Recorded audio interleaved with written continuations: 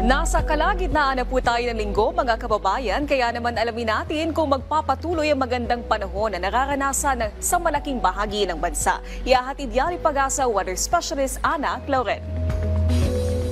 Magandang tanghali po, Ma'am Nayumi, ganda sa ating mga taga-subaybay. Sa kasalukuyan po, itong amihan pa rin nakaka-apekto sa buong bahagi ng Luzon. Magdudulot pa rin po ito ng maulap na kalangitan na may kasama hina hanggang sa kuntama, pag-ulan sa bahagi po ng Cagayan Valley, Isabela, or pati na rin po sa Cordillera Region, Aurora, Quezon at Camarines Norte. Samantalang dito po sa atin sa Metro Manila, pati na rin sa ibang bahagi pa ng Luzon, ay maaliwala sa panahon po inaasahan natin na kung saan ay posible pa rin po yung may hina o pulo-pulong may hinang pag-ulan o mga pag-ambon dala rin ng amihan.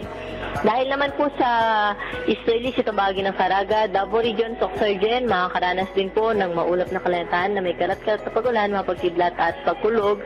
Samantalang nalalabing bahagi po ng Visayas at Mindanao ay generally maaliwala sa manpoy panahon, ngunit posible pa rin yung mga thunderstorms sa hapon at gabi.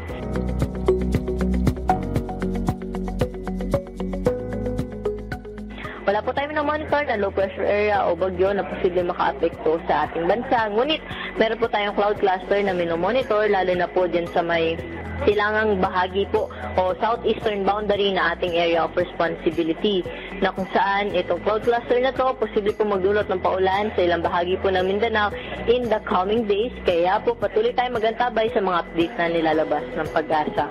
At para sa po yung ating top 10 minimum temperature.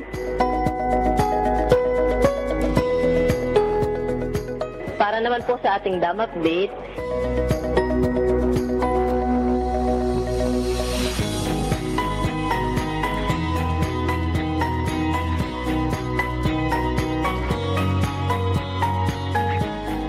yan po yung latest dito sa The Forecasting Center. Ito po si Ana Clauren. Magandang tanghali po. Maraming salamat, Pag-asa Weather Specialist Ana Clauren.